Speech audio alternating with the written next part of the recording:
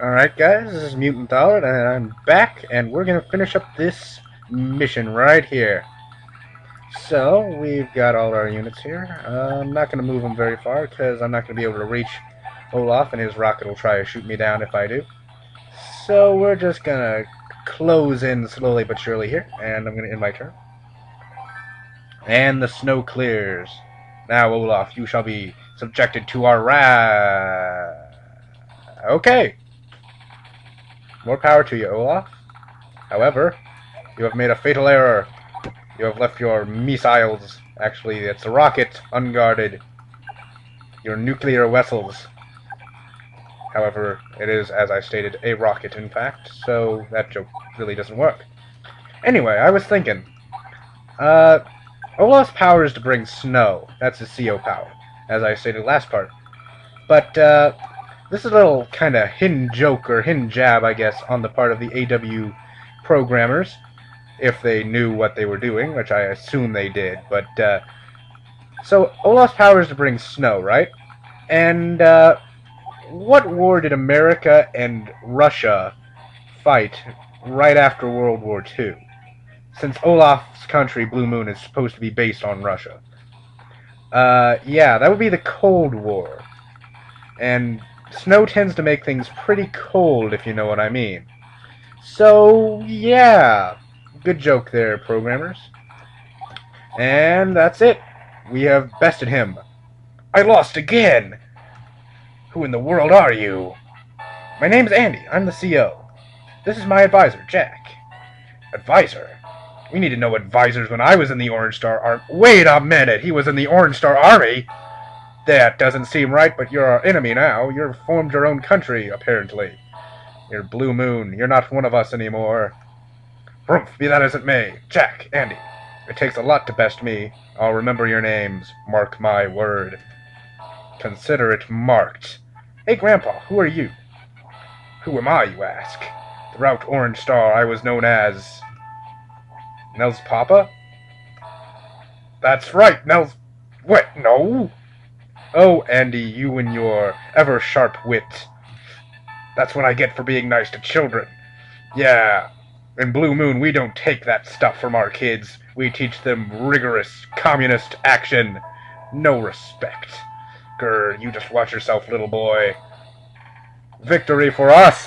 Now we're going to get ranked. Oh, nice. S rank. Right. So, speed is basically how fast you finish the mission, obviously. Power is how many times you attacked and how much damage you dealt. And technique is calculated by the number of units you lost, in proportion to how many units you made and etc. or had in pre-deployed maps. Alright. That's a victory for us. Victory for the home team. Victory for America! Alright. Save current data over existing data? Why, of course I will. Now, save complete. Alright, let's move on. That only took 3.5 minutes. I guess I can start the next mission. Grit! Grit! Where's Grit? Easy there.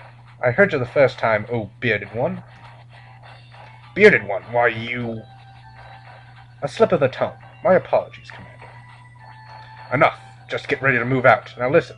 Orange Star forces have been deployed where I anticipated. Their commanding officer is an untested youngster, but he is not alone. He's working with an advisor, Jack. So don't let your guard down. Our contingent in the area has some indirect combat units for you to use. Now get going, Mr. Sharpshooter. What? You want me to go personally? Like a person? Why, you lazy no-good... What do you think a commanding officer does if you don't get moving? Alright, keep your beard on. I don't much like the idea, but I'm going. Gone at last. He's an impudent rogue, but he's also the best marksman I've ever seen. Those Orange Star fools will never know what hit them. Perfect! Ha ha ha! This is my cunning face! Alright. Alright, here we go.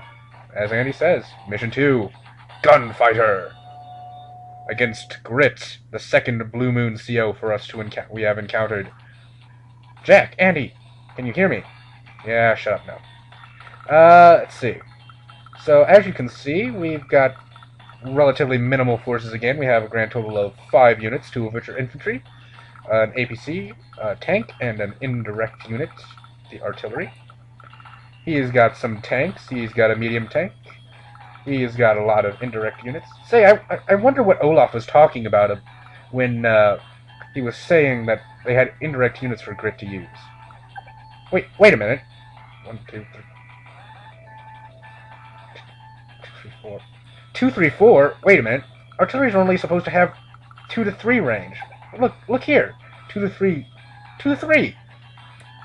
Well, what about his rockets? Rockets are supposed to have a range of 3 to 5 spaces. What? That's incredible. His rockets have a range of 3 to 6. Now I get where we're coming from. Yes, folks, Grit is indeed an indirect comet, or an indirect unit special. He's an indirect unit specializer. He specializes in his indirect units.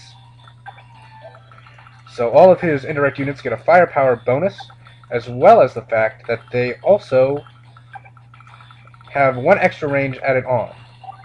And as for CO power, I'll let you wait and see what that is, because it's pretty broken in this sense.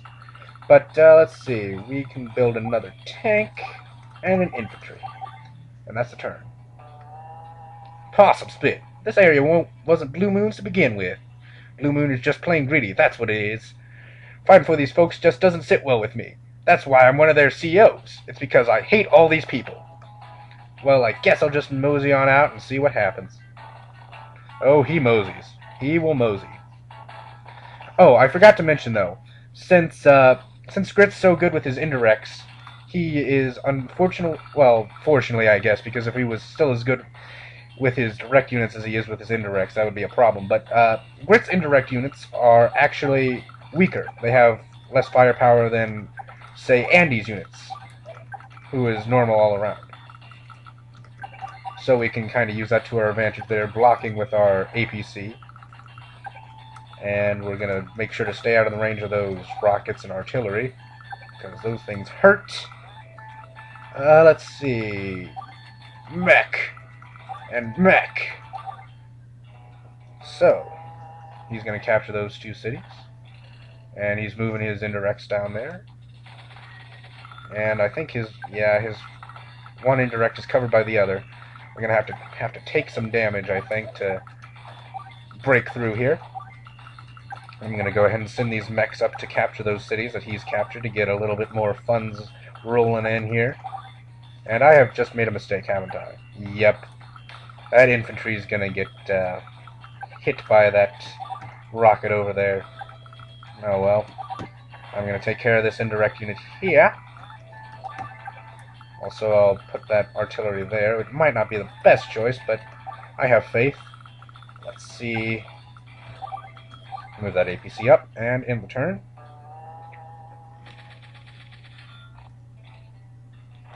he's definitely a sharpshooter. Oh, ow, jeez. Jiminy Christmas. Yeah, Grit's not one to be taken lightly. He really is a hard hitter in this game.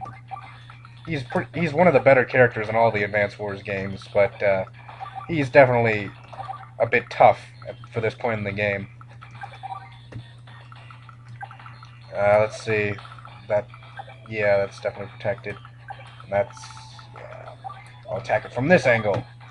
Put it down to 1 health. And move over here. And I'm just about out of time again, guys. But I think I can fit another turn in here. I'll go tank and another mech. And Grit will take his turn. And after that, who knows? Oh, bugger. Alright, day 5. I should be able to fit 1 more turn in here. I'll go ahead and attack this mech with my tank. Continue marching on here. And keep moving my mechs. And alright guys, I'm going to have to cut it off here. So I will talk to you guys later.